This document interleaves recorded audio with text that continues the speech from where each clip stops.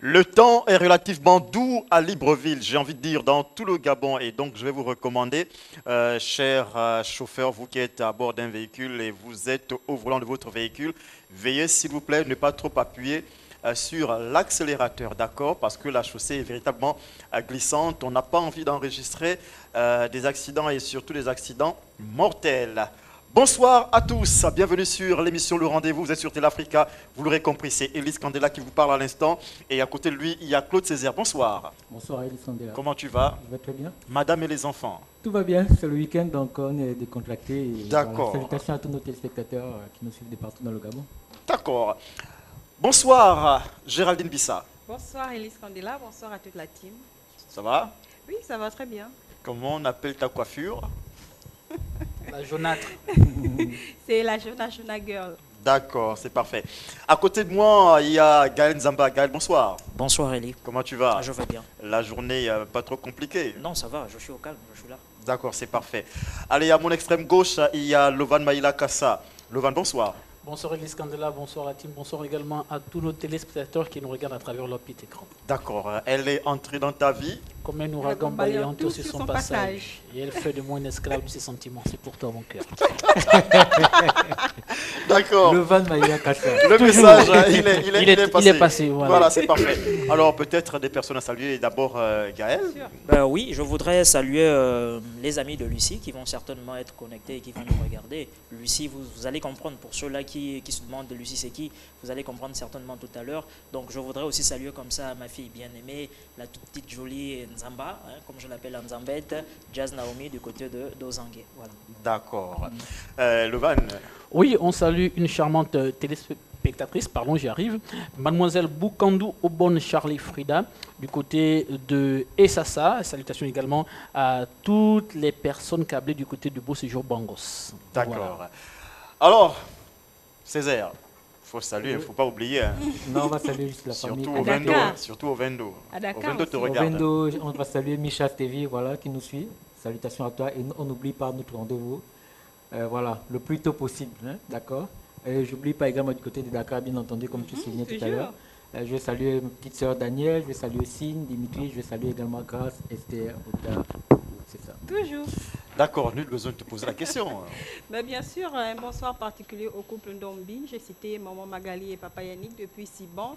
Et bonsoir, bonsoir sucré à tous mes élèves qui me regardent en ce moment, à mes collègues et à toute la famille Sénat, particulièrement à Monsieur Salomon Kumba et son épouse Sandra Kumba. D'accord.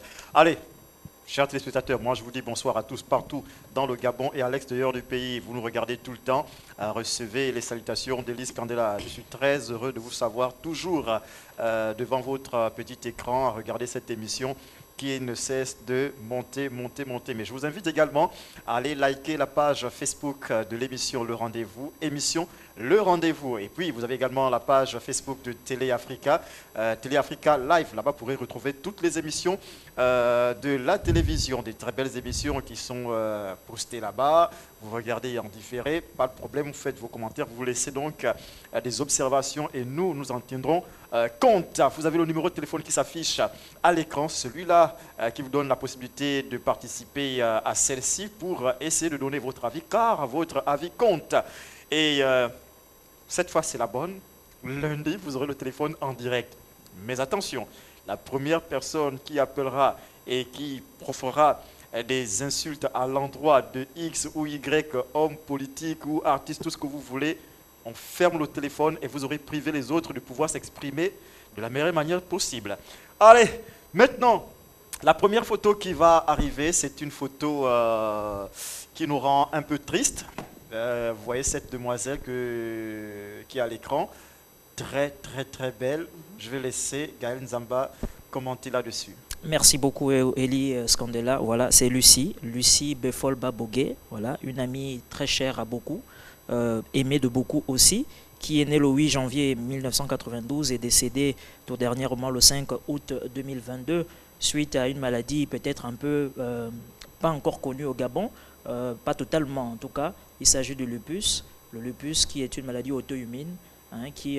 C'est le système immunitaire qui se dérègle et qui attaque les cellules du corps. Et donc ça se comporte comme un cancer généralisé dans le corps. Oui. Voilà, donc ça attaque les cellules Et beaucoup ne connaissent pas encore cette maladie-là. D'ailleurs, Lucie a eu du mal à être diagnostiqué un peu tôt et malheureusement nous a quitté le 5 août 2022, tout dernièrement. Épouse d'Ukaga, voilà, et elle laisse derrière elle un fils, un enfant de 4 ans, voilà, bientôt 4 ans. Et je parle avec la voix un peu nouée comme ça parce que c'est quelqu'un qui m'était très cher, voilà, que le cancer, nous sommes, il ne faut pas l'oublier, au mois d'octobre rose. C'est vrai qu'on parle de cancer féminin en parlant plus peut-être de celui du sein et du col de l'utérus, mais il y a d'autres cancers, d'autres formes de cancer qui sont là aussi et qui se manifestent bel et bien autour de nous au Gabon. Alors, Lucie est l'une des victimes de cette maladie. Une fois de plus, je voudrais peut-être terminer pour encourager ces personnes-là qui peut-être passent par là en ce moment, de leur donner un peu le peu de force qu'on a ici, sur le plateau. Soyez forts, tenez bon. Lucie a lutté jusqu'à la fin, jusqu'au bout. Voilà, ça en est allé avec un sourire. Elle a lutté contre le cancer. Et c'était la petite dédicace peut-être ce soir-là pour toutes les personnes qui passent par là et encourager les gens à aller se faire dépister. Voilà. Oui, c'est vrai. C'est difficile quand on regarde une aussi belle femme partie très tôt. Et surtout avec un bon cœur. Permettez-moi peut-être de vous expliquer une petite anecdote. Lucie et moi, nous avons fréquenté un lycée, vous allez m'excuser pour la petite publicité, le lycée EPI. Voilà, et en classe de 3e, non, seconde, LE, donc j'ai des arriérés de paiement de la scolarité. Alors je fais une semaine à la maison. Lucie, très amie déjà et tout, qui m'aime beaucoup, débarque à la maison avec mon reçu et me dit non mais toi tu as maintenant trop séché les cours et tout, j'ai déjà réglé les cours, il faut que tu viennes à l'école. Ça m'a touché, ça m'a touché. Et une fois encore, il y a quelques années de cela, alors que j'étais encore à l'université, j'allais au cours, c'était Noël, l'enfant n'avait pas de cadeau, elle a participé, elle est allée au marché, elle a acheté le cadeau, elle est venue, elle m'a dit ben voici c'est le cadeau de l'enfant et tout, et nous étions très très très amis. Voilà, c'était quelqu'un avec un grand cœur, tous ceux qui ont connu Lucie le savent. Puis pour revenir à ce qu'il C'est disait, dommage. Pour revenir à ce qu'il disait, malheureusement, je n'ai jamais compris pourquoi dans ce monde, ce sont les personnes au bon cœur qui nous laissent très vite, alors que les sorciers sont là tous les jours. Alors soyons tous sorciers pour vivre longtemps. C'est Dieu qui fait grâce, il fait pleuvoir sur les bons et les méchants. Voilà, c'est vrai que bon, qu'elle soit partie très tôt, si belle, si jeune, voilà, ça fait quand même... On garde des bons souvenirs d'elle. Voilà. Oui, on va simplement garder les bons souvenirs qu'elle a pu... voilà. Évidemment, le bien qu'elle a pu faire autour d'elle. Je vois Césaire véritablement estomaqué. Rassure-toi, c'est bon, hein, on passera également par là. Par rapport à la problématique au cancer en question qui n'est pas très connu de tous. Donc, à interpeller ces téléspectateurs, téléspectatrices également qui connaissent cette maladie-là, se rapprocher des services compétents des différentes centres hospitaliers de façon à ce qu'ils puissent en savoir un peu plus et tout. Voilà, et on invite aussi les autorités peut-être à envisager de sensibiliser aussi sur d'autres formes de cancer, parce que là on connaît plus un peu celui du sein, du col de l'utérus, mais il y a d'autres qui font aussi ravage. On a Novembre bleu qui arrive pour les messieurs. Bon, voilà, cancer de prostate, tout ça, ça peut arriver à tout le monde. D'accord. Bien, on va essayer d'effacer cette note triste pour passer à des choses un peu plus gaies. On va rigoler un tout petit peu. Alors, depuis la semaine dernière, ça bouge un peu sur la toile. Et là, on a pu observer cette sortie. On en parlait la fois dernière, Claude Césaire de Sean Brydon, qui va libérer $500,000, me semble-t-il, c'est ça? C'est ça. D'accord. Et déjà, Pharrell Ndomba avait déjà fait une vidéo sur ce que c'était Sean Brydon, que c'était le meilleur producteur gabonais de tous les temps et de tous les siècles. Et là, il nous revient avec une autre vidéo après la sortie donc, de Sean Brydon. On regarde la vidéo et on en parle juste après.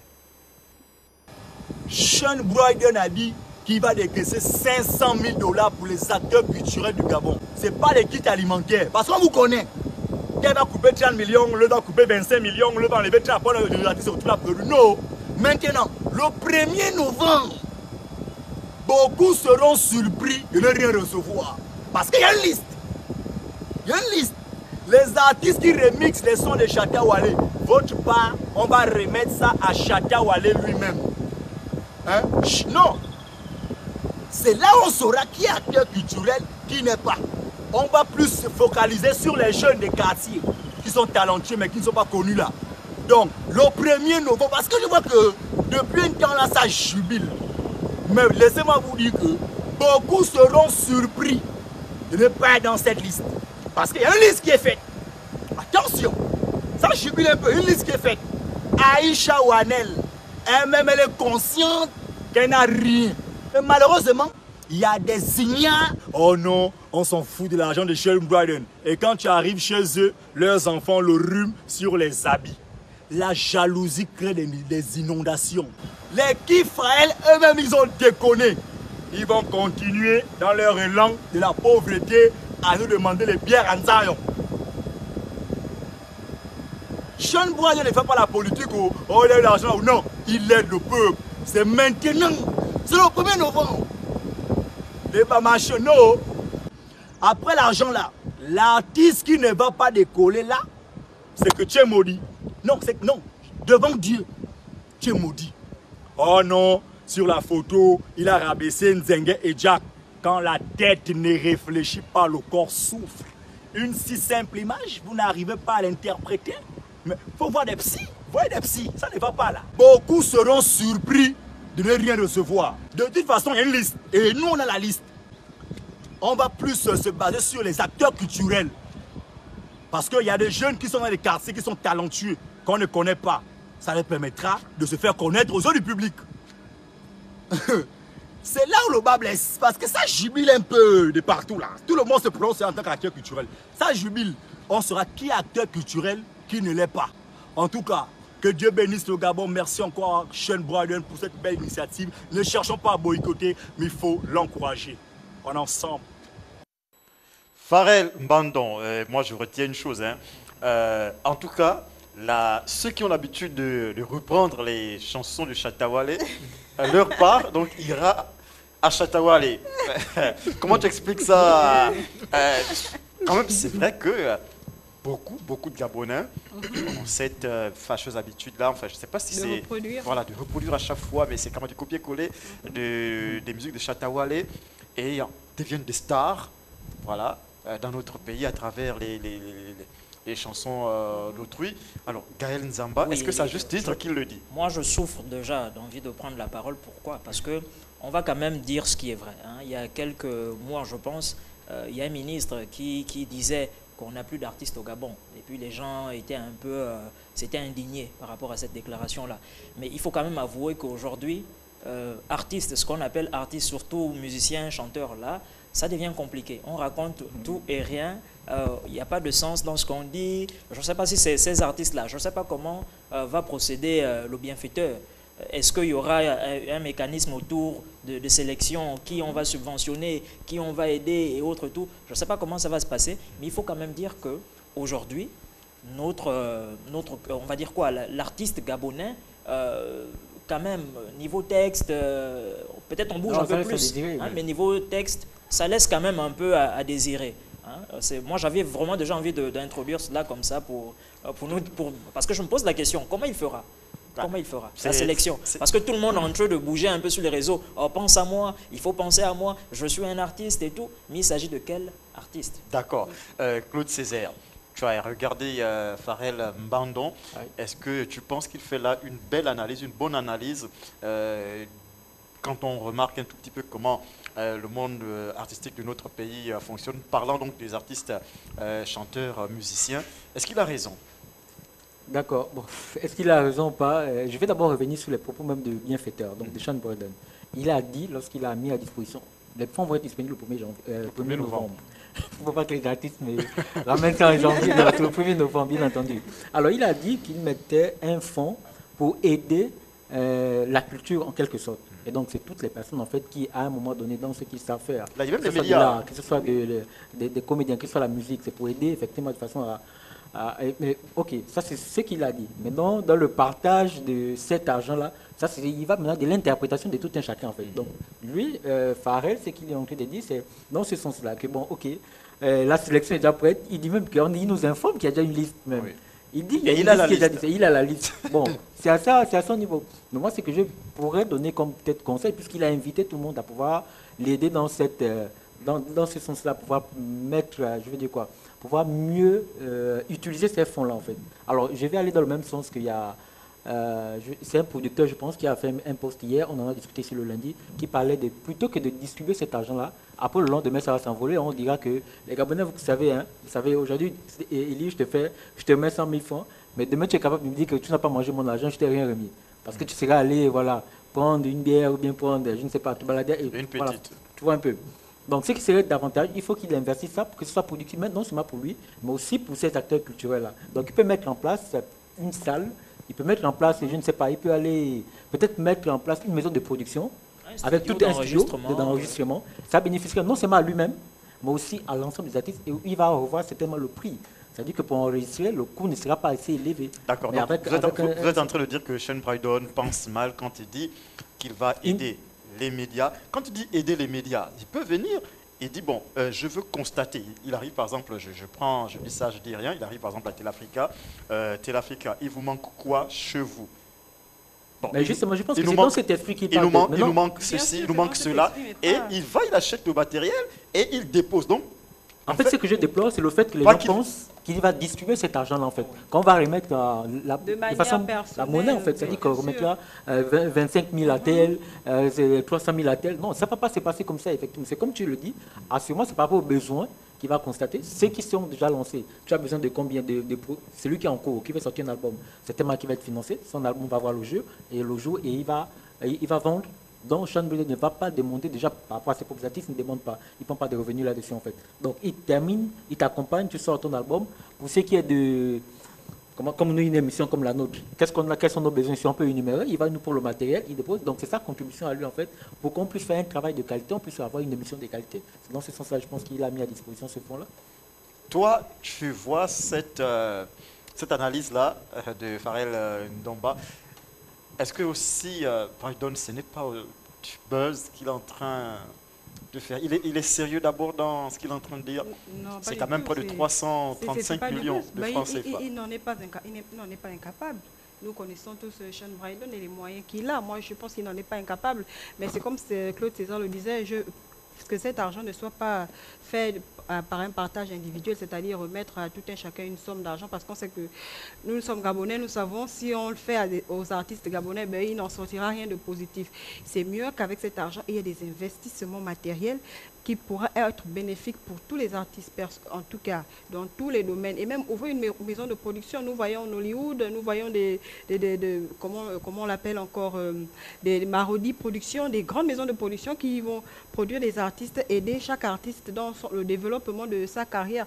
Quand je parle d'artistes, je parle des vrais, c'est pas ceux qui, comme l'a dit Pharrell, ceux qui passent le temps à reproduire les chansons de Chatawala. Qui tu considères pas comme un vrai artiste au Gabon? N'aie pas peur de citer les noms. Non, je ne peux pas citer les noms parce que... Non, qui tu ne considères pas comme un vrai artiste? Il faut citer les noms. Non, mais moi, je pense que ça aussi, c'est un faux débat. Parce que quand on regarde un peu aux États-Unis, même d'où le rap vient, même au niveau de la France, il y a des puristes, effectivement. Quand on parle d'écriture, on parle même de... Voilà, il y a des puristes, mais il y en a des artistes mais bien sûr, qu'est-ce qu'il raconte là-dedans?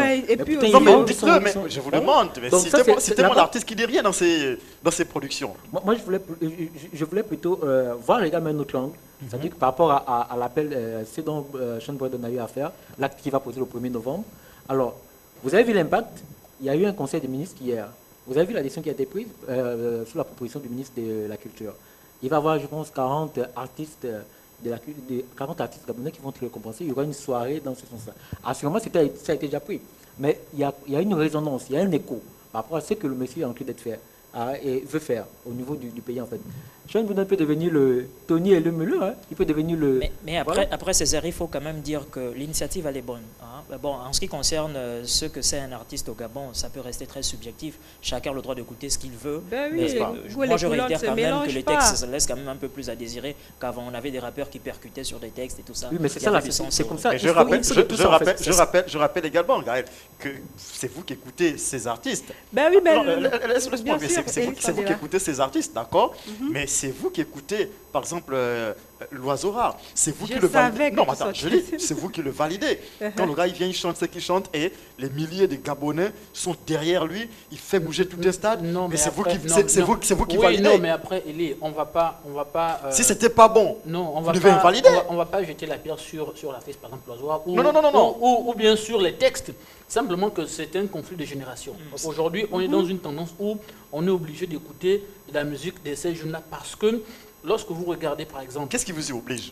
Non, mais je suis désolé, c'est même pas une question de génération. Non, Parce que rien ne nous à l'époque, oblige, simplement que... Nous également, à l'époque, on nous opposait, il y avait nous la mauvaise haleine, il y nous avait également, on a allé aussi à possible. Oui, nous également, mais déjà par rapport au texte. le problème, On évolue avec ça. Le problème dans ce fond, c'est qu'il n'y a pas eu de continuité avec, par exemple, les artistes comme les groupes ailleurs. Aujourd'hui, donne-moi... Pourquoi? Baponga n'existe toujours pas. Non, il existe. Massassi n'existe toujours pas. Ils existent, Barabas mais et tout le reste n'existe toujours pas. Ils existent, mais Aujourd'hui, ils ils ne dans la peuvent plus musique. chanter. Ils ne font plus rêver comme Bien avant. sûr, Aujourd'hui, tu penses que Massassi, qui est là aujourd'hui ministre, peut encore dire bon voilà, je vais devenir rappeur vu le poste qu'il a actuellement. Il n'y a pas de. Est-ce que tu écoutes le rap français? Non, ce qui est servi actuellement, simplement moi je pense à un moment donné, ce que Lovan dit c'est réel, hein. C'est subjectif. Pourquoi? Parce que chacun a le droit. Parce que si on reste sur ce débat, je pense qu'on restera on va pas en finir. Voilà, donc chacun a le droit d'écouter ce qu'il veut. Hein. C'est ça aussi le côté artistique.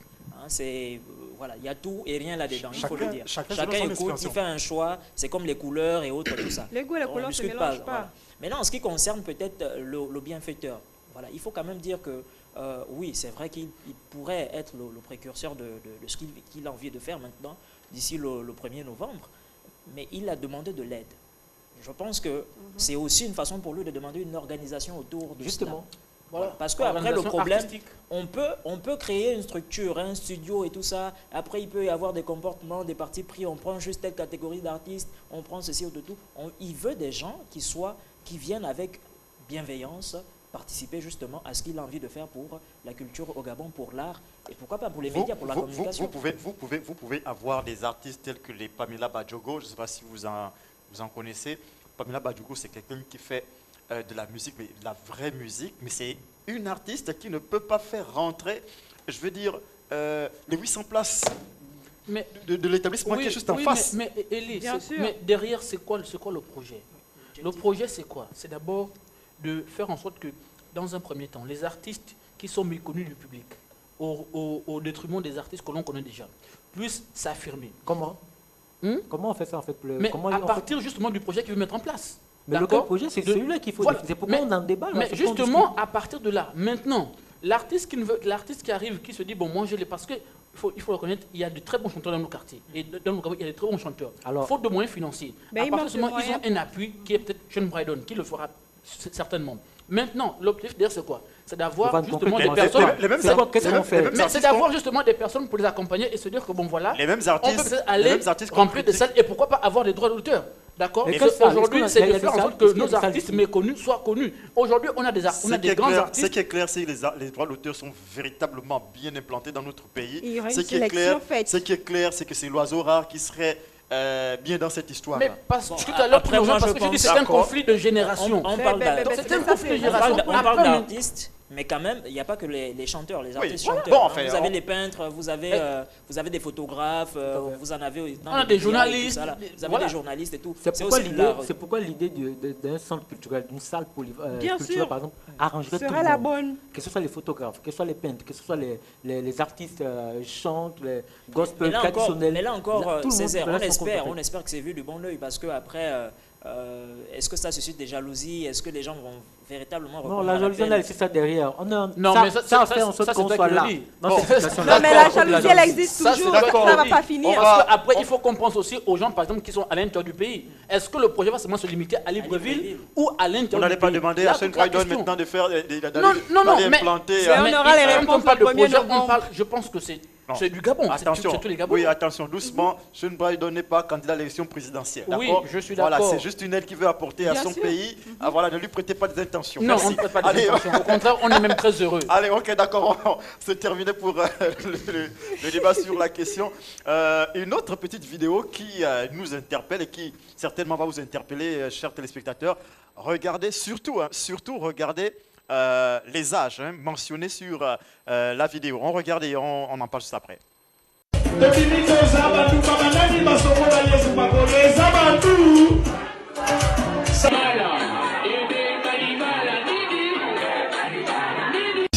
Célibataire, Bobangate, Kolo Yeswazali, Toko Bondela, Toko Senganko. Tu as besoin de mariage. Alléluia. Voilà, j'espère que vous avez compris en tout cas l'image. Alors, la première qui était en robe rouge, elle a 25 ans. Et là, c'est la fête, d'accord? C'est la grande fête, elle se donne à cœur joie à la vie. À 35 ans, bon, la galère frappe véritablement à la porte, elle commence à chercher quoi faire pour pouvoir vivre. Et à 45 ans, elle va à l'église Philadelphie, chez le pasteur Jonas, pour essayer de trouver voilà, le mari. Alors, que vous inspire tout cela? Et rappelez au passage que le pasteur Jonas est bel et bien présent. Hein? Dans un moment, il sera sur le plateau. Alors, que vous inspire tout cela, Lovan? Mais c'est une réalité, malheureusement. Aujourd'hui, on constate quoi? On constate que... et puis, c'est tout à fait normal. Hein? Quand on est jeune, il y a l'insouciance. À un moment donné, à 25 ans, on est encore dans l'insouciance dans certaines familles parce que papa et maman sont encore là. Et puis, on se dit, bon, c'est papa qui paye le riz, c'est maman qui paye un peu tout à la maison. Moi, ce que je fais, c'est de m'amuser. C'est normal. Après, à un certain moment, il y a celle-là ou ceux-là qui décident, vu leur âge, qui décident, ah non, il est temps maintenant pour moi d'essayer de me caser, de trouver un homme avec qui je peux partager mon quotidien, avec qui viendra m'honorer devant mes parents. Et mais, malheureusement, on tombe sur certaines personnes, je ne vais pas des femmes parce qu'il y a aussi des hommes, on tombe sur certaines personnes qui se disent, bon voilà, moi je suis encore jeune, je vais trouver même l'âme sœur à partir de 40 ans, 45 ans. Or, on oublie une chose que le corps, surtout chez la femme, parce qu'on a vu qu'il s'agissait d'une femme, que le corps de la femme s'use très vite. À partir d'un certain âge, elle n'a plus ses qualités, même comme on dit au quartier, le sifflet là, elle n'a plus vu son âge. Et c'est là où le pasteur Jonas intervient. C'est là où le pasteur Jonas intervient pour dire que l'onction du mariage, je te lance le feu, mais malheureusement, où étais-tu pendant que moi j'avais besoin de toi? Mais maintenant que tu n'es plus ce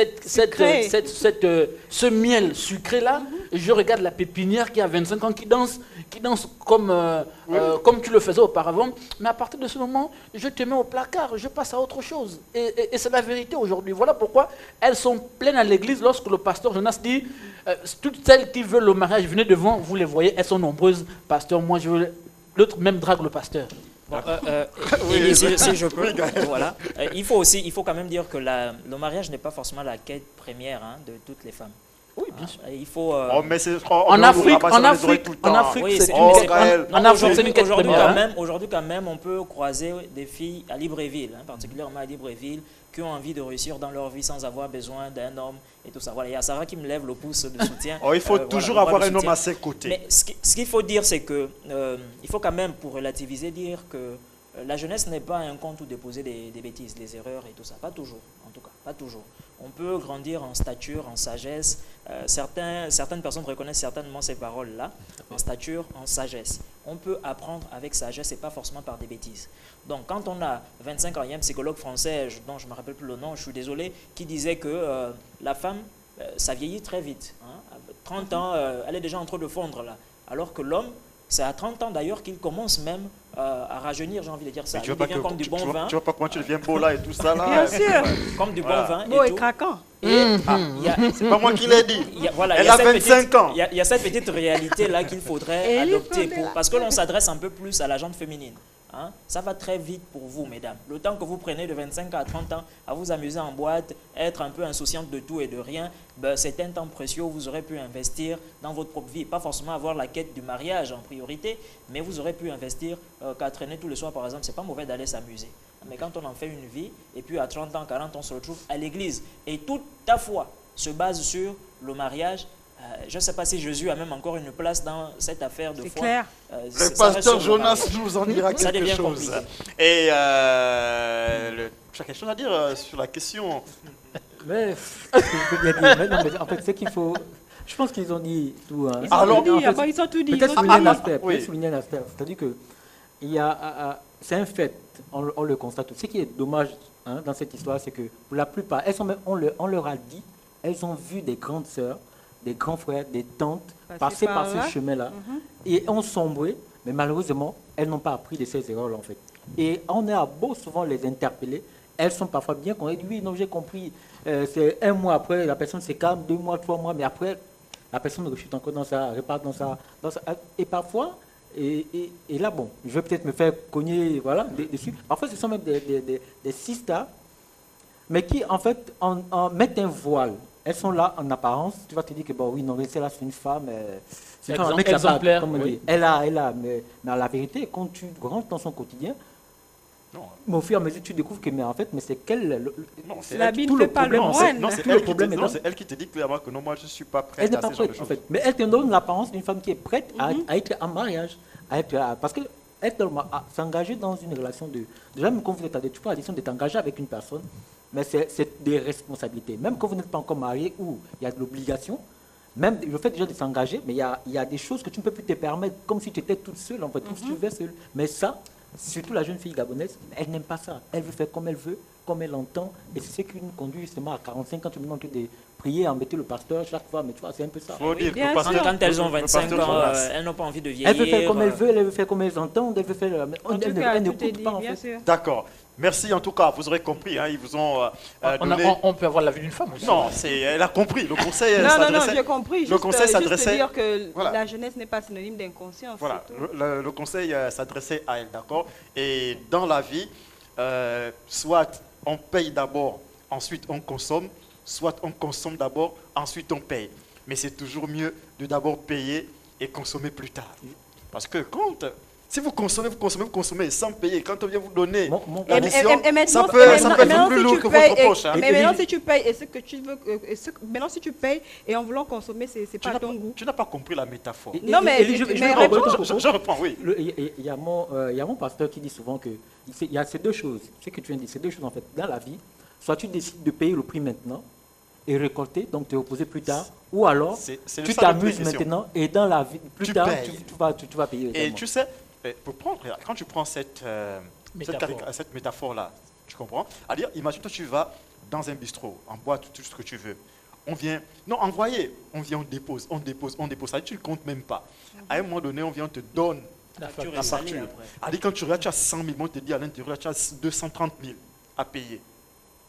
Tu vois que tu es perdu. Or, si on te dit non, payer avant d'être servi, tu payes, ça vient. Tu payes, ça vient. Donc, quand tu n'auras plus là, c'est-à-dire, on te dit, bon, vous voulez, oui, tu ouvres la poche, il n'y a plus. Ah, bon, ok, c'est bon, tu peux rentrer chez toi. Donc, il faut, attention. Bien sûr. D'accord. Allez, c'est terminé. Donc, et là, maintenant, on va avec toi, d'accord, c'est ça? Coup de gueule, coup de cœur. On est dans un coup de cœur ou un coup de C'est gueule? un coup de cœur. Un coup de cœur. D'accord, on est dans le rose. C'est le mois de rose. Et donc, juste après ceci.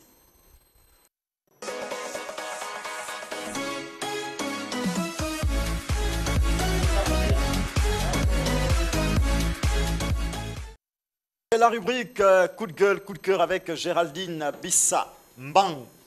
Minko. Elie. Alors. Alors, mes très chers téléspectateurs, bonsoir. Aujourd'hui, ce sera un CC, donc un coup de cœur. Je vais parler du ministère de la Justice qui s'engage à lutter contre les cancers féminins. Vous le savez tous, nous sommes en octobre et qui dit octobre rose. Alors, c'est le vendredi dernier, donc le 7 octobre, que la campagne de sensibilisation de lutte contre les cancers féminins, appelée Octobre Rose, a été officiellement lancée par le ministre de la Justice, garde des Sceaux, Madame Erline Antonella Ndembe Damas. Alors, ce lancement s'est passé dans l'enceinte du ministère et il s'est fait en présence de l'inspecteur général des services judiciaires. J'ai cité M. Hervé Vanda Kambano Tako. J'espère que je n'ai pas écorché le nom. C'est un nom. Et voilà, à qui Madame le garde des Sceaux a remis des kits. Elle a remis des kits de sensibilisation comptant alors pour cette 9e édition. Et lors de son allocution, Madame le ministre elle a tenu à rappeler aux gens l'importance de servir de relais autour de soi dans le cadre de la sensibilisation pour inciter le plus grand nombre de femmes à aller se faire dépister, surtout celles qui sont en âge. Elle a encouragé ces femmes à aller se faire dépister parce que plus tôt on découvre son statut et plus tôt on est pris en charge. Et aussi, elle a rappelé que les plus hautes autorités gabonaises en font un de leurs, on peut dire, une de leurs priorités, un problème de santé publique, donc les cancers féminins au Gabon. Et comme l'a si bien dit, c'est Gaël, oui, Gaël l'a si bien dit que c'est vrai qu'il y a le cancer du sein, le cancer du col de l'utérus, mais il y a aussi d'autres formes de cancer comme le lupus qui est méconnu et je pense que vraiment c'est un cancer à ne pas aussi négliger parce qu'il fait des ravages. Je connais déjà 2 personnes qui sont décédées de ce cancer. Alors, ce lancement officiel organisé sous le thème La vie saine et sous le slogan à vos marques prêtes, dépistées. Voilà. Pour cette 9e édition, le ministère de la Culture, de la Justice, continue alors la campagne de sensibilisation sur leurs différentes pages officielles, donc les sites internet, Facebook, Twitter, si vous voulez avoir plus d'informations par rapport à cette campagne qui est lancée par le ministère de la Justice, vous pouvez aller sur leur page, bien entendu. Et maintenant, les dames sont bel et bien priées de se rapprocher des sites officiels de dépistage retenus afin de se faire dépister. Et Madame le ministre les rassure de tout son soutien. Et en tant que femme, elle aussi, elle a décidé d'aller se faire dépister, donc montrer le bon exemple à ces femmes qu'elle-même incite à aller aussi se faire dépister. Donc c'est ça un peu mon coup de cœur d'aujourd'hui. C'est une initiative vraiment louable et je suis contente pour cela. Voilà pourquoi j'ai décidé d'en parler. C'est quelque chose de bien et vraiment, le soutien de Madame le ministre sera d'un grand apport pour ces femmes qu'elle encourage à aller se faire dépister et que moi aussi j'encourage à aller se faire dépister. À vos marques prêtes, dépister. Merci. Alors, Élise Candela, ce sera tout Merci. pour la rubrique coup de cœur, coup de On gueule. te remercie et on remercie également le ministère tout entier, d'accord? Bien sûr. Merci. Alors les amis, on va aller avec le clip de la semaine, les amis. On se retrouve derrière tout ça avec le pasteur Jonas Obiang de l'église Philadelphie.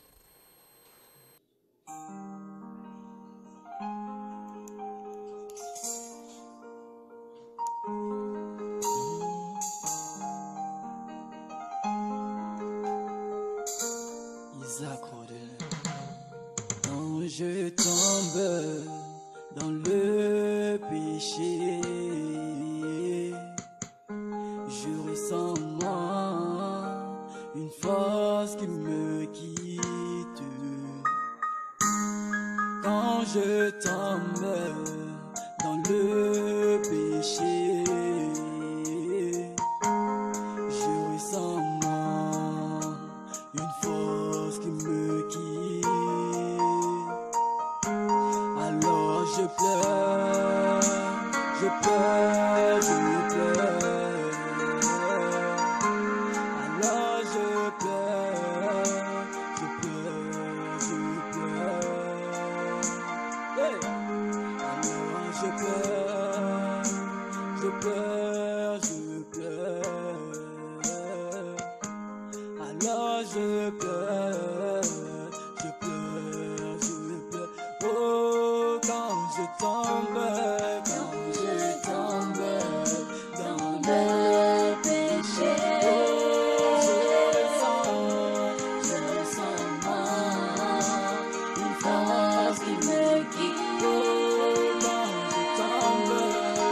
je tombe dans le péché, je ressens moi une force qui me quitte. Alors je pleure, je pleure, je pleure. Oh, alors je pleure, je pleure, je pleure, je pleure. Oh, alors je pleure, je pleure, je pleure, je pleure. Oh, alors je pleure, je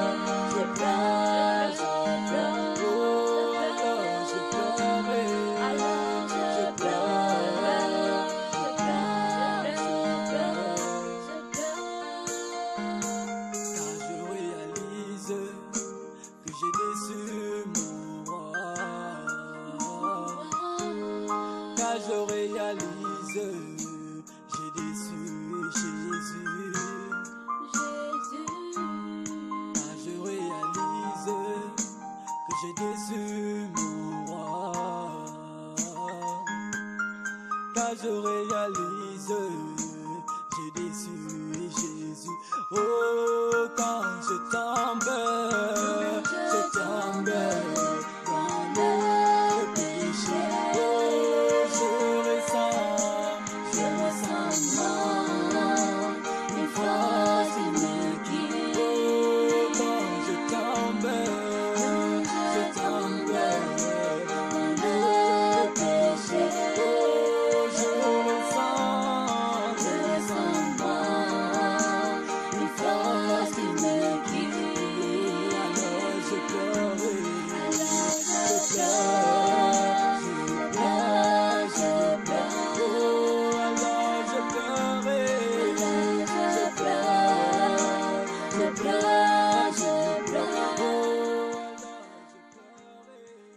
De retour sur le plateau de l'émission Le Rendez-vous, vous êtes bien avec nous et si vous nous rejoignez seulement maintenant, vous avez donc le numéro qui s'affiche à l'écran pour prendre part à l'émission. Aussi, je tiens à vous demander, s'il vous plaît, de ne pas trop appuyer sur le champignon, donc sur l'accélérateur parce que la chaussée est vraiment glissante. Le temps, il est véritablement pas trop net à Libreville. Et nous avons donc désormais dans la rubrique La Minute du Pasteur, juste après ceci.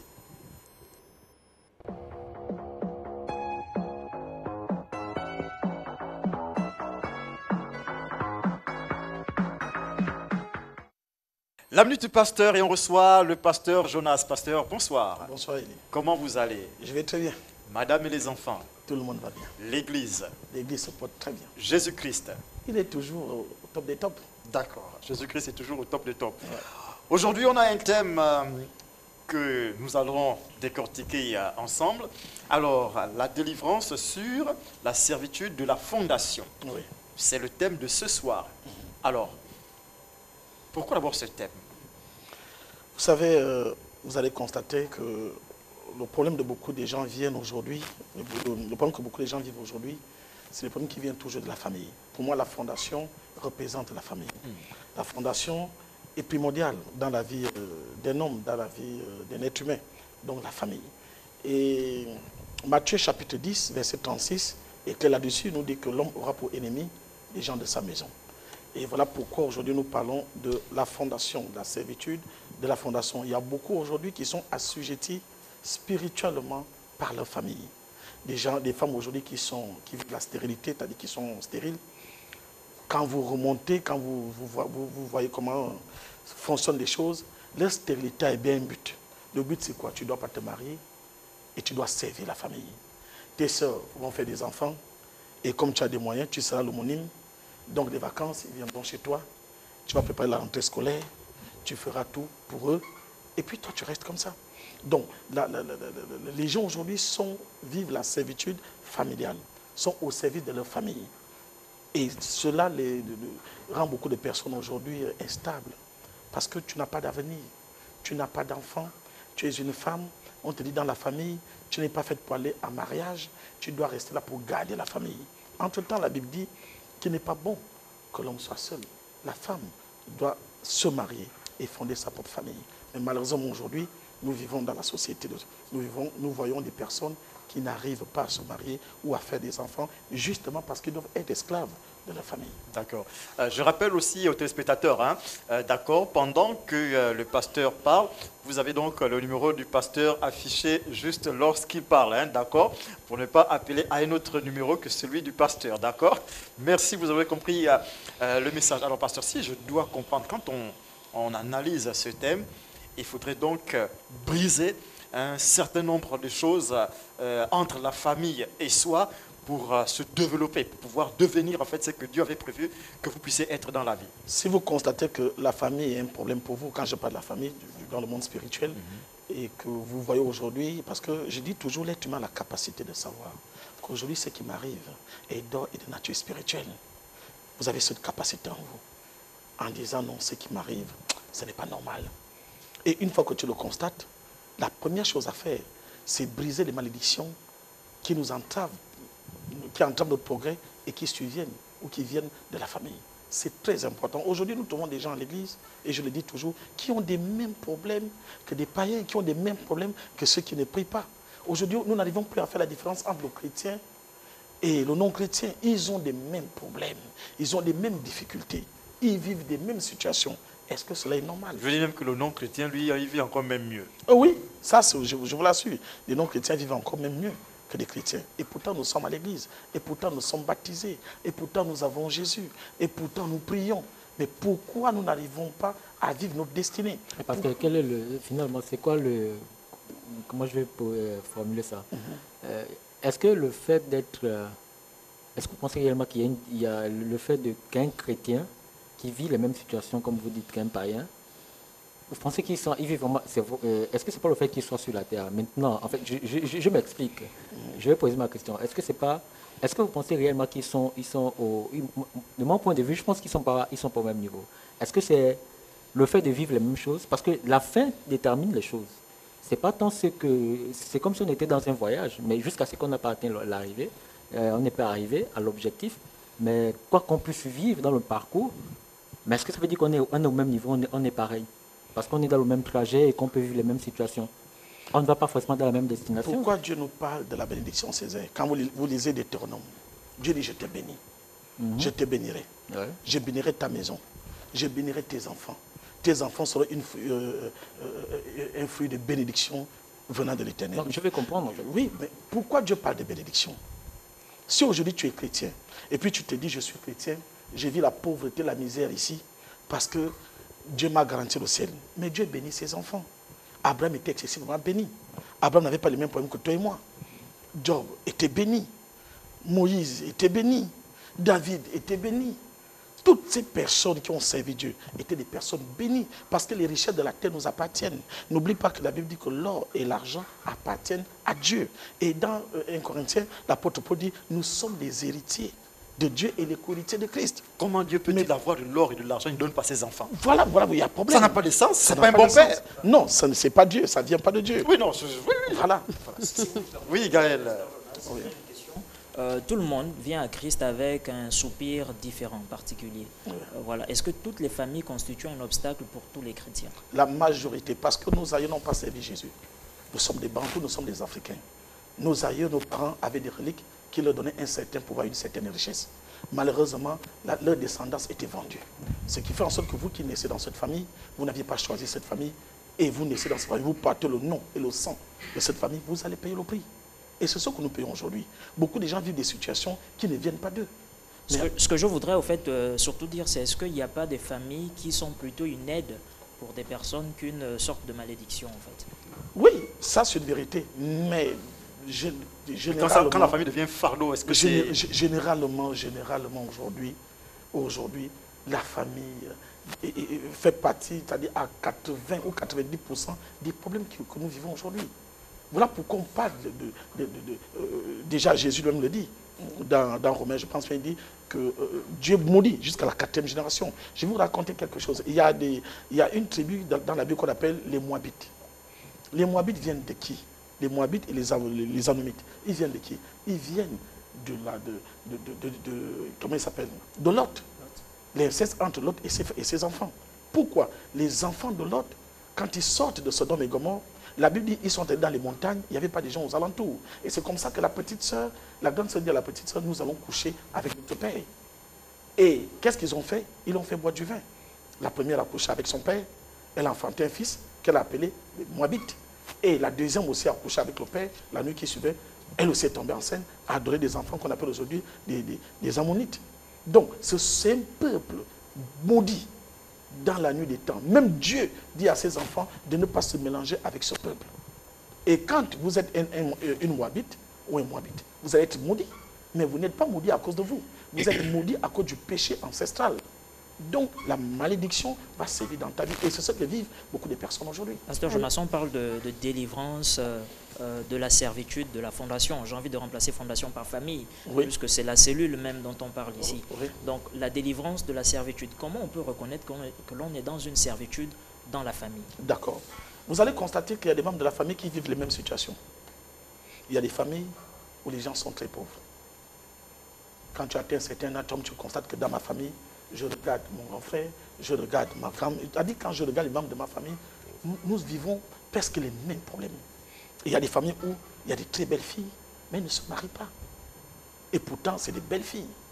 De la mère jusqu'aux enfants, aux petits-enfants. Il y a même des familles si elles ont des mauvais comportements, est-ce que c'est non, à un nécessairement moment que... de tout le monde, 10 personnes ne peuvent pas avoir Après, de tout le mauvais monde n'est pas appelé comportements. à se marier, hein, pasteur. On disait que toi, Je tu ne sais pas, soutiens, tout le monde n'est pas appelé à se Je ne veux pas marier. qu'on fasse un focus dessus. Oui, hein. je ne partage Moi, pas je cet avis-là. vais aller dans la Bible. Est-ce qu'il y a un verset biblique qui dit que tout le monde n'est pas appelé à se marier? Du moment où la Bible nous dit que le mariage est une bénédiction qui nous vient de la part de notre Dieu. Mais quand on sert Dieu, je vous assure, se marier est une bénédiction. Je suis d'accord qu'il y a eu des femmes dans la Bible qui ont servi Dieu, mais qui ne se sont pas mariées. Mais est-ce que là, c'est une malédiction pour eux? Non. Pasteur Jonasson, je voudrais peut-être que vous nous expliquiez un peu ce passage-là qui dit dans la Bible que celui qui veut marier sa fille fait bien, celui qui ne veut pas marier sa fille fait mieux. Qu'est-ce que ça voudrait dire? Plus que ici, par exemple, Sarah qui nous dit, est-ce que le mariage est forcément l'aspiration principale de... Celui qui veut marier sa fille, fait bien. Et celui qui ne veut pas marier sa fille, vous avez dit? Fait mieux. Fait mieux. Je vais vous dire une chose. Qu'est-ce que la Bible nous fait comprendre? C'est un père, on parle d'un père parce que le père ne va pas marier sa fille. Donner sa fille en mariage. Oui. Mais et quand vous lisez la Bible, parce que je n'ai pas bien regardé le verset, il est important de toujours lire depuis le haut. Qu'est-ce qui s'est passé pour qu'on en arrive là? On ne peut pas prendre juste un verset et puis on le prend et puis on vient l'expliquer. Non, ça ne fonctionne pas comme ça. Mais je suis d'accord et suis d'une chose que la Bible dit qu'il n'est pas bon que l'homme soit seul. Même quand Dieu, dans la Genèse, va créer l'homme, il va faire quoi? Il va créer un être semblable à lui. Et la femme, la Bible dit que la femme est une aide pour l'homme. Donc, la femme doit se marier. C'est biblique, la femme n'est pas faite. Et l'homme doit quand vous regardez même la science, quand vous regardez même la science, le corps de la femme n'est pas constitué pour rester seul. Oui, pasteur Jonas, au fait, y compris celui de l'homme. Je crois que le malaise pour l'opinion peut-être publique, c'est de savoir qu'aujourd'hui, nos églises sont bondées des personnes qui n'aspirent qu'à ça désormais. C'est-à-dire le mariage, un véhicule, un travail, toutes ces choses-là, c'est bien. Mais je pense dans le livre je crois que c'est le minimum vital. Quand oui, c'est le minimum même. vital. Et ça, on ne peut pas l'exclure de la vie sur la terre. On ne peut pas l'exclure absolument. Ce qu'il faudrait dire simplement, c'est que beaucoup profitent peut-être de cette occasion pour, je ne sais pas, abuser de la confiance ou sinon de la foi de certains fidèles. Et c'est pour ça que ça peut peut-être mettre mal à l'aise l'opinion publique quand on parle de pasteurs, on parle de mariage, on parle de... Vous savez, les gens aiment toujours indexer les pasteurs d'abus, de ceci. On ne dit jamais ce que les pasteurs font de bien. C'est le constat que j'ai fait. Vous ne savez pas la charge, les responsabilités que nous avons, que nous vivons. Mais c'est un travail égoïste. Parce que quand ça marche, personne n'en parle. Mais c'est quand ça ne marche pas, surtout dans notre pays, au Gabon, surtout quand tu es un pasteur gabonais. Mais bon, on voit les témoignages partout. Quelqu'un me disait aujourd'hui que mes pasteurs, j'ai suivi l'émission, mais j'ai vu une femme qui était passée. On n'a pas posé autant de questions qu'on te posait. On a l'impression que être pasteur dans ce pays, ça devient un problème. Pourquoi aujourd'hui, quand on parle du pasteur, on dit que le pasteur abuse? Abuse sur quoi? Vous arrivez à l'hôpital, vous êtes malade. Même le médecin sait déjà que cette maladie va vous entraîner à la mort, mais il ne va pas vous le montrer. Parce que ce n'est pas ce dont vous aviez besoin. Nous sommes là pour nourrir la foi des fidèles. Tu veux te marier, tu veux que je te dise quoi? Que tu ne vas plus jamais te marier sur terre? Attention, je suis en train de te maudire en quelque sorte. Je dois prier pour toi, je dois te donner de l'espoir et nourrir ta foi pour que tu saches que tu peux te marier et qu'il n'est jamais tard avec Dieu. Et là, le miracle peut intervenir. Et c'est là où le miracle rentre en jeu. Mais pourquoi on dit toujours, oui, les pasteurs abusent? Mais vous savez combien de personnes se marient dans nos églises? Moi, dans mon église, vous savez combien de mariages j'ai célébrés? Et combien également divorce juste après? Ça aussi, oui, il faut le souligner. Non, vous savez, à l'église, on enseigne sur le mariage. Ce qui fait en sorte que tu as le choix de choisir ton mariage, ta femme ou ton mari bien avant. Beaucoup sont arrivés à l'église étant déjà mariés. Ils n'ont pas eu cette opportunité. Quand on parle au fait de servitude ici, Sarah disait qu'on ne va pas se focaliser sur le mariage. Servitude, est-ce qu'il y a d'autres formes? Oui, moi je parle pas seulement du mariage, c'est vous qui avez voulu parler du mariage. C'est juste pour sortir de ce cadre-là. Moi, je vous prends un exemple des cas de stérilité. Une femme qui ne peut pas enfanter, ça devient un problème pour son foyer. Personne n'aimerait aller investir, épouser une femme même pas pour le foyer, pour elle-même qui n'enfante pas. Et pourquoi aujourd'hui, nos aïeux, ou encore dans notre famille, ont toutes des femmes célibataires? Mais quand vous remontez plus haut, vous allez constater qu'ils avaient une sorcellerie qui a été faite contre travailler une femme pour dire c'est toi qui vas garder la famille. Est-ce que c'est normal qu'une femme garde la famille? Nous voyons des familles aujourd'hui où c'est des femmes qui donnent.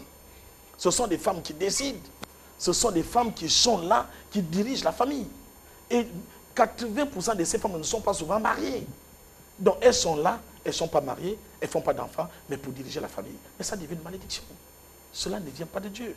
La femme doit aller en mariage et fonder sa famille. Est-ce qu'une personne normale, que ce soit la femme, que ce soit l'homme, est-ce qu'une personne normale devrait avoir sa femme, son enfant, son travail? C'est normal. Dieu nous a bénis, Élie. On ne vient pas sur terre pour souffrir. Voilà pourquoi Dieu lui-même nous parle de bénédiction. Quand on parle de bénédiction, on parle de mariage, on parle de travail, on parle d'enfants. Je vous dis une chose. Dieu nous donne la richesse selon la vision qu'il a pour nous. Moi, j'entends des gens dire qu'ils sont pauvres. Moi, aujourd'hui, je sais bien, j'ai des enfants. J'ai ma femme. Je ne suis pas pauvre. Je ne sais pas ce que les gens entendent parler de la pauvreté. Si tu as des moyens et que tu n'as pas d'enfant, mon cher ami, tu es pauvre. Hein? Si aujourd'hui, tu as des moyens, mais tu n'as pas de... pour vous, pasteur? C'est être riche, c'est savoir, comment dirais-je, c'est s'en sortir dans la vie, c'est-à-dire je peux payer mes factures, je peux payer où je dors, je peux Donc ça nourrir veut mes dire que enfants. vous liez la richesse à tout ce qui est matériel, en fait. Et on est sur Terre, Césaire. Césaire. On est bon sur Terre. Attends d'abord, Je vais comprendre. on est pas encore la la question. question. Oui, je suis en train de venir. Je pose des questions pour qu'on puisse Oui, je suis en comprendre. train de venir. Voilà. Césaire, vous savez, il y a des formes de richesse. Parce que vous savez que tout part d'abord de la Laissez-moi, pensée. vous ne pouvez pas me poser une question et vous m'empêchez de m'exprimer. Très bien, allons-y. Il faut que les auditeurs, les Il faut qu'ils téléspectateurs, comprennent, ils justement. comprennent. Mais si vous me posez une question, vous chargez une autre, je fais comment? Allons-y, allons-y. Voilà. Donc, je disais, il y a des formes de richesse. Oui. La richesse spirituelle et physique. Mais là, nous sommes dans le monde physique. Aujourd'hui, si j'ai cette tablette, parce que j'ai eu des moyens pour m'en acheter, et il y en a qui n'en ont pas, ça me sert. Si je n'avais pas de moyens, je ne pouvais pas l'avoir. Aujourd'hui, si je mets une bonne veste, j'ai une belle montre, parce que j'ai eu des moyens pour le faire. Je ne vais pas venir m'asseoir ici à la télé, dire que je suis enfant de Dieu, serviteur de Dieu, et puis moi-même, j'ai du mal à m'habiller. Ça aussi, ça fait partie de l'évangélisation. Vous n'allez pas dire à quelqu'un qui souffre, Jésus béni, Jésus va changer ta vie. Toi, tu es mal habillé, toi-même tu souffres. Dis-moi comment lui il fera pour suivre ce Jésus. D'accord. Pasteur Jonas, En fait, je me souviens je peux peut-être... terminer. Voilà, mais maintenant, pour dire, maintenant, la richesse spirituelle, quand on parle de richesse spirituelle, on parle des gens, déjà tout comment dans le spirituel. Si tu veux être béni, tu es d'abord béni spirituellement. Et ça se matérialise physiquement. Ça se matérialise physiquement. On remarque quelqu'un qui est béni. Quand Dieu va bénir Jacob, il n'a pas laissé des comptes en banque, mais il a libéré des paroles qui ont impacté sa vie et qui a fait de lui un homme béni. La richesse, comment tu joues dans le spirituel? Si spirituellement tu n'es pas béni, tu seras quoi? Il faut bien que tu sois béni spirituellement afin que cela puisse impacter physiquement. Dieu ne nous laisse pas des comptes en banque. Dieu t'envoie sur terre, il ne t'ouvre pas un compte, mais il te bénit. Tu es né, tu es béni. Et c'est cette bénédiction qui t'accompagne et tu gagnes bien ta vie, tu t'en sors. Alors, pasteur, moi, je voudrais aller... Si tu peux dans le même sens. Oui, Césaire, oui, on va laisser Sarah. Alors, je vais aller dans le même sens. Je vais aller dans le même sens que vous.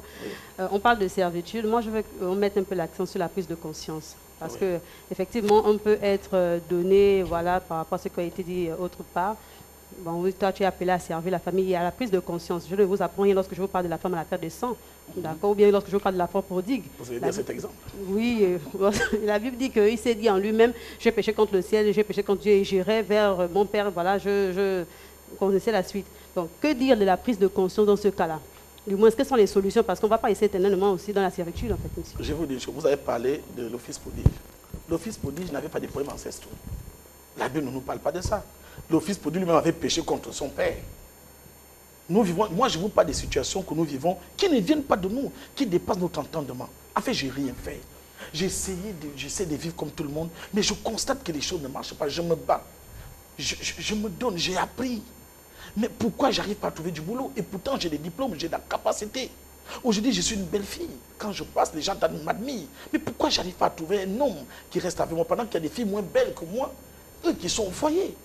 Parce Pourquoi? qu'elle a un mauvais caractère, c'est tout? Non, Non, n'est pas pas de mauvais forcément. caractère. Après, moi, je veux dire, pasteur... Laissez-moi finir. Oui. Vous pensez que toutes les femmes qui se marient parce qu'elles sont des mauvais... Et je connais des femmes qui ont des mauvais caractères, Oh, mais oui. qui sont au foyer. Oh oui. Je connais des femmes qui briment leur mari, mais Oui. le mari l'aime. Et claque Qui l'homme vous a- en Qui vous a dit public, que le gars, parce il est là. qu'on n'est pas au foyer, ça veut dire qu'on a des mauvais caractères? Ça n'a rien à voir. La Aujourd'hui, beauté- vous n'êtes Voilà. pas marié. Aujourd'hui, vous n'êtes pas marié, Césaire. Ça veut dire que vous avez un mauvais caractère.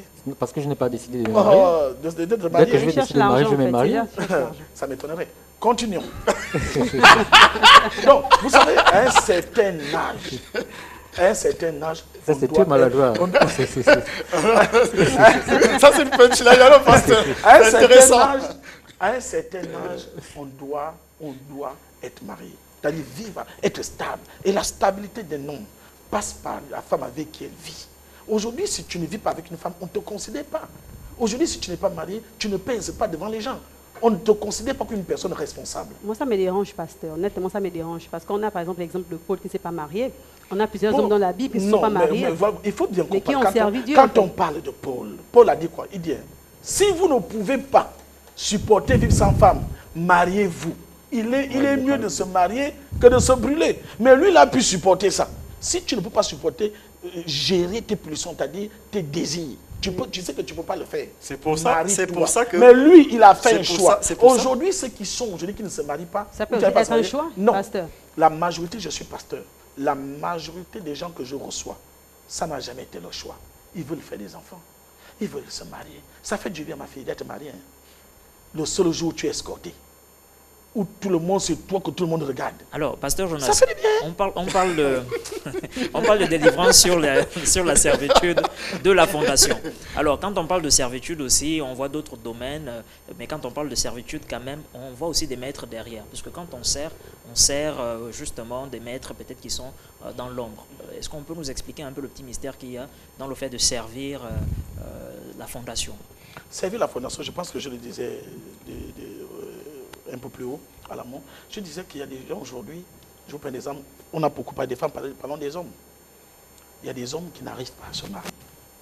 Tu as des moyens. Vous savez, ce qui se passe dans nos familles, une fois que tu te maries, voilà pourquoi, ici en Afrique, au Gabon, les filles qui sont mariées ont toujours des problèmes avec la famille de l'homme. Parce qu'il arrive qu'au début, avant de se marier, ils mettaient tout le monde à l'aise. Il trouve Gaël, il donne 50 000. Tel, mon fils a un problème d'aller à l'école, il donne 100 000. Il aide un peu tout le monde. Mais une fois qu'il se marie, il commence à être conscient qu'il ne peut plus se permettre de donner l'argent à tout le monde parce qu'il a déjà une famille. À partir de là, il ne va plus t'aider. Et les parents vont voir cette fille comme l'obstacle en disant aujourd'hui, c'est parce que notre fils est avec telle femme, voilà pour qu'il ne nous donne plus de l'argent. Mais ils oublient que non. C'est une servitude là. Voilà, c'est une servitude. Mais ils oublient que non. Aujourd'hui, il est marié, il doit s'occuper de sa famille. Bon, après, donc ça devient une servitude. Après, pasteur, c'est parfois pas la servitude au sens où vous voulez arriver, c'est-à-dire sur le plan spirituel. C'est parfois de la maladresse de la part des parents. Je m'explique, hein. Et là, je vais prendre mon cas. Moi, quand j'étais enfant, à chaque fois que j'allais faire une bricole, je ramenais tout l'argent, je remettais à ma mère et à mes soeurs, d'accord? Je dis non, donnez-moi juste 1000 francs. Je viens avec 20 000, je dis non, donnez-moi juste 1000 francs. Je vais faire ce que je veux avec, le reste, ça ne m'intéresse pas, d'accord? Et lorsque j'ai atteint un certain âge, lorsque je commençais à avoir des copines, et surtout quand j'ai commencé à vivre avec une femme sous le même toit, et ma maman de me dire, ah, mais toi, quand tu allais faire ceci, tu venais souvent, tu nous donnais l'argent et tout le reste. Depuis là, moi j'ai été avec vraiment les mots. Hein. J'ai dit à maman, tu vois, papa, lui, quand il allait au boulot, quand il venait, chaque fin du mois, il venait, il prenait l'argent, il mettait à ta disposition. Et c'est toi qui administrais tout. Et malheureusement, je suis arrivé en âge où je veux maintenant me faire administrer par une autre personne que toi. Elle a dit, ah, c'est vrai que nous, les mères, on a tendance à penser que vous êtes des enfants jusqu'à... Et ça, c'est bien parce qu'aujourd'hui, c'est correct. D'accord ? La grâce que vous avez, parce que votre mère n'est pas une sorcière. Et c'est là où la sorcellerie rentre en jeu. Votre mère n'a jamais été une sorcière. Mais si tu as une mère sorcière, parce que ça existe, elle fait quoi? Voyant que mon fils, s'il se marie, je n'aurai plus accès à ses finances, et je ne pouvais plus contrôler mon fils. Je bloque son mariage. Il ne va jamais se marier. Est-ce que tu comprends? Ou encore si tu as une sœur qui se dit qu'elle est sorcière et qu'elle se rend compte que si mon frère se marie, non, on n'aura plus ça. Elle fait quoi? Dans le monde de la sorcellerie, elle va bloquer ton mariage. Et à un certain âge, tu n'arrives plus à te marier. Tout ce que tu fais, les femmes n'arrivent plus à être avec toi. Et le mariage t'écèche. Quelles sont les solutions? C'est biblique de prendre soin des siens. Pasteur Jonas, puisqu'on parle de servitude, jusqu'à quel degré on devrait prendre soin de sa famille et peut-être jusqu'à quel degré on devrait un peu ralentir sur l'accélérateur? C'est biblique de s'occuper de sa famille. Mais il y a un problème qui se pose, c'est que quand nous occupons de notre famille et que tu n'es pas marié, la famille voit en toi. Je vous ai dit, il y a des filles aujourd'hui, je vous prends un exemple, des parents qui envoient leurs enfants aller se prostituer. Pourquoi tu attends que ma fille doit épouser seulement un ministre? Écoute le langage. Mieux encore, un blanc. Un blanc. Elles sont prêtes à laisser leurs filles chercher des blancs parce qu'en Afrique, au Gabon, avoir un blanc est synonyme de richesse. Est-ce que vous comprenez? Ça devient de la servitude. On te dit, quand tu sors là, amène le sachet à une fille de 15 ans. Quand tu sors là, n'oublie pas que ton père a fait, il est assis avec son ventre et sa barbe, il n'a rien fait de sa vie. Il attend que la fille sorte pour apporter de quoi nourrir la famille. Ça devient de la servitude. Ce n'est pas normal. Aujourd'hui, on voit des enfants, des jeunes enfants, à peine ils commencent à travailler, toutes les charges de la famille sont sur lui. Il doit s'occuper de tel, il doit s'occuper de tel, il est asphyxié. Ça devient de la servitude. Moi, j'aide ma famille, j'aide mes parents. Mais ce n'est pas une obligation. Moi, je m'assois, je dis, maman, qu'est-ce que tu manges aujourd'hui? Qu'est-ce que tu as besoin? Je fais.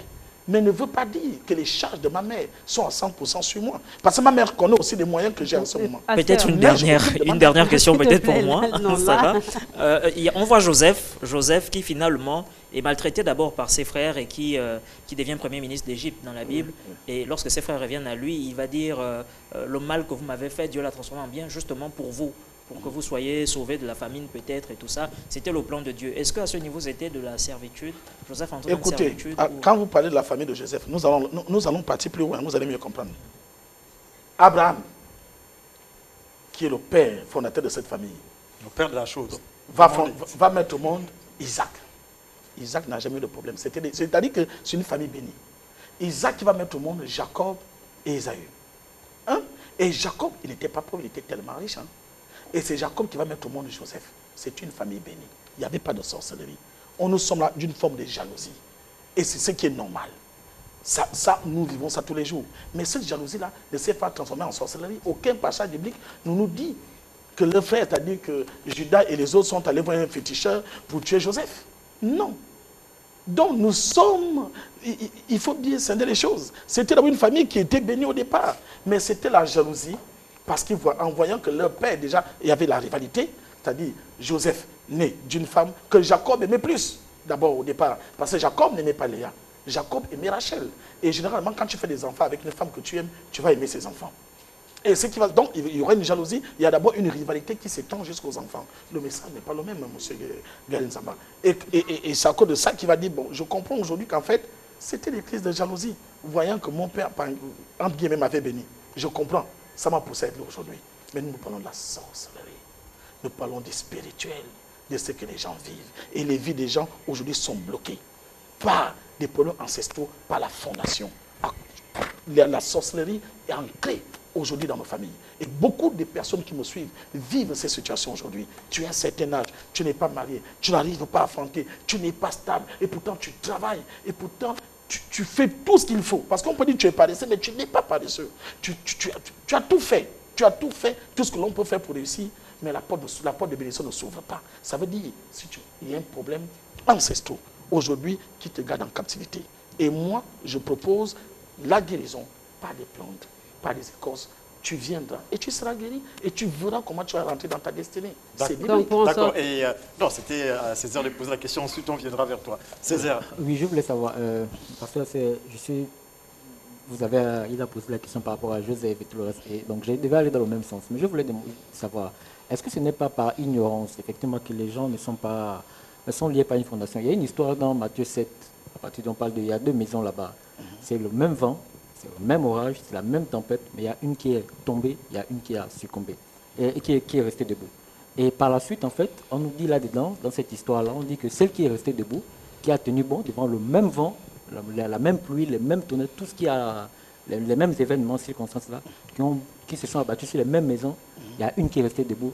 Pourquoi? Parce qu'elle a eu à on parle de mettre en pratique, après lorsqu'on explique, celui qui a mis en pratique, je pense que ceux qui nous suivent et qui connaissent un peu le passage en question comprennent de quoi il s'agit de parler, qui a mis en pratique. Donc ça veut dire qu'on ne met pas en pratique quelque chose qu'on n'a pas entendu, qu'on n'a pas enseigné, c'est quelque chose qu'on a su, donc on était quelque part dans l'ignorance, et donc parce qu'on a accepté cela, et on a mis en pratique, à partir de ce moment-là, quoi qu'il puisse arriver dans notre vie, comme épreuve, comme tempête, quelle que soit sa nature, ben on avance petit à petit. Est-ce que ce n'est pas le fait que les gens ne sont pas enseignés, ne sont pas dans l'ignorance, qui sont dans une sorte de servitude? Dans ce verset, c'est Jésus qui fait une parabole.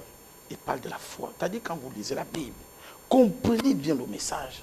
Quand il parle d'une maison qui n'a pas résisté aux tempêtes, les vagues sont de cette maison s'est écoulée. Allez-y plus haut. Il prend exemple d'une personne qui a la foi et l'autre qui n'en a pas. On parle de la foi. La foi te permet de résister aux tempêtes parce qu'on te prépare en quelque sorte. En tant que pasteur, leader d'église, je sais que je ferai face aux tempêtes. Et je vis des tempêtes tous les jours. Mais quand ces tempêtes arrivent, je suis déjà préparé. Ça ne m'étonne pas. Non, donc, laissez-moi finir. Donc, ma foi... C'est pas la foi. C'est pas la foi parce vous avez parlé du... Vous avez entendu mes paroles et vous avez mis en pratique. Non, là, vous ça veut dire qu'il a... Parce que quand il parle de... Laissez-moi finir. Quand il parle de maison, je dis bien dans ce verset dont vous parlez, quand il parle de maison, il parle des paroles, il vous a enseigné sur quoi? Sur la foi. Voilà pourquoi il prend l'exemple, il dit, la personne qui est assise sur la foi est semblable à une maison qui a été construite. Les vagues sont venues. Les tempêtes sont arrivées, cette maison ne s'est jamais écroulée. Pourquoi? Parce qu'elle avait un fondement solide qui était la foi. Ce n'est pas de la foi dont nous parlons. Tu peux avoir la foi et subir les assauts de la sorcellerie. Et j'ai envie de poser une question à vous, au pasteur et à Césaire. En 2007, je vais rendre visite à un ami au fromager, Nzanyon. Et je vois une dame, elle est chrétienne, hein, enfin elle était, plus qu'elle est plus vivante, elle était chrétienne, mais vraiment à fond, et elle s'est disputée avec son oncle. Et elle a dit à son oncle que tu peux aller faire tout ce que tu veux, ton boutique, que tu danses là, c'est zéro. D'accord? Et moi, tant que j'ai Jésus-Christ dans ma vie, tu ne peux rien faire. Il a dit, on verra en ton Jésus-Christ et moi, qui est puissant. On était, je crois, à mercredi, quelque chose comme ça, le dimanche qui a suivi, elle sortait de l'église. D'accord? Avec sa fille qui venait à peine d'obtenir le baccalauréat. Un véhicule est venu à faucher 5 personnes. C'est elle et sa fille aînée. Les 2 sont partis sur le champ avec l'enfant qu'elle avait dans le ventre. Je vais répondre. Vous savez, les gens jouent. Les gens jouent. Quand vous dites ce genre de paroles, il faut être sûr que tu sers vraiment Dieu. Ce n'est pas parce que tu es à l'église. C'est ça. C'est pas parce que tu as l'église. Non, je suis en train de répondre. Moi, je pose des questions. Non, mais moi, pourquoi je suis en train de répondre? Tout le monde, vous avez fait d'abord un constat. Tout le monde, quand il y a un souci, au nom de Jésus, Seigneur, sauve-moi. C'est tous ceux qui crient, Seigneur, sauve-moi, ce sont eux qui seront sauvés. Mais allez à l'hôpital, les bébés meurent tous les jours. Allez à l'hôpital, des gens meurent. Vous pensez qu'ils n'ont pas crié le nom de Jésus? Mais est-ce qu'ils sont réellement justes de l'Éternel? Est-ce qu'ils servent vraiment Dieu? Parce que quand tu sers Dieu, Dieu t'épargne. Ce n'est pas parce que tu étais à l'église. Hein. On peut être à l'église et puis venir dire, oui, mon Jésus, attends. La personne qui parlait, il était sûr de ce qu'il disait. Il était sûr de ces choses. Et que dans le spirituel, avait déjà su que cette femme, sûrement, n'était pas ancrée. Pour une petite histoire, je sortais avec mes 2 filles. Je voyageais, je devais aller chez moi habitant. À l'époque, quand on arrivait à la gare routière, c'était dur pour avoir une voiture. Vous arrivez à 8 h, vous allez démarrer à 19 h. Et quand le chauffeur arrive, on était prêt, le bus était prêt à démarrer. Il dit, oh, il y a mes soeurs qui sont arrivées et les 2 personnes qui doivent descendre, c'est moi et mes enfants. Je les supplie, mais aide-moi. Il dit, non, c'est toi qui dois descendre. Je suis descendu avec mes filles. J'étais d'abord attristé parce que mes filles, à l'époque, elles avaient 2 ans. Et je me suis dit, mais attends, il me fait ça et c'est moi, j'ai laissé. Mais quand il part, voilà un frère qui arrive avec une nouvelle Prado, il me dit, mais tu fais quoi? Je dis, non, je suis en train de voyager. Il dit, monte. Et lui me déposait net à la maison. Il me dit, j'étais seul, j'ai cherché une personne avec qui voyager. Mais quand on arrive après Minzik, je trouve que le bus que je devais emprunter a fait tonneau. Il y a eu 7 morts et des blessés graves. J'ai remercié le Seigneur. Pourquoi Dieu m'a épargné? Parce que justement, il savait comment je le sais. Et comment je suis avec lui. Je ne suis pas celui qui craint le plus Dieu. Hein. Il y en a qui le font plus que moi. Mais à ce moment, j'ai compris que j'ai une relation avec Dieu. Donc, quand tu te lances dans un défi, est-ce que c'est Dieu qui a dit à cette femme qu'on viendra t'attaquer et tu diras ça? Il ne faut pas te lancer dans des combats dont je ne t'ai pas appelé. Non, mais c'est ce qu'on voit c'est ce qu'on voit la quasi-totalité des chrétiens faire. Mais voilà pourquoi. Ils disent les sans effet, non. Je veux prendre un exemple. Ça n'a aucun effet. Dans les églises où il y a les veilles de prière, dans ces veilles de prière, ils ne brisent pas le célibat. Mais ceux que tu vois tomber là, c'est les premiers célibataires. Je brise le célibat dans ma vie. Je neutralise. Mais le célibat n'est pas mauvais. Le célibat ne bouge même pas un peu. Vraiment. Non, Pasteur Jonas, non, on a parlé sur le célibat. J'ai peut-être une Pourquoi question. elle brise le célibat? Parce qu'elle trouve que le célibat est mauvais pour eux. Mais à force de briser, ça ne change pas. Est-ce que vous savez que c'est à l'église qu'on trouve plus de célibataires? Oui, comme je l'ai dit, pasteur, le célibat n'est pas, c'est pas une fatalité. Alors, moi, je me revenir rapidement. Vous avez parlé de solutions. Ce n'est pas une fatalité, pasteur. Je vous assure, de nos jours, vous avez parlé être dans le célibat est une fatalité. Et je dis à ceux qui m'écoutent, c'est-à-dire, vous savez, il ne faut pas dire des paroles pour vous consoler. C'est bien d'être marié. C'est bien d'être... Ensemble, il fait frère, non? Moi, aujourd'hui, je vais bien marier. Les draps là-bas, le 7 ans, on va pas les réchauffer. Mais draps, c'est ma femme qui va les réchauffer. Toi, tu n'as pas de femme, tu fais comment? Heureusement faut pas te mentir. Non, pasteur. Le pasteur est très intéressé.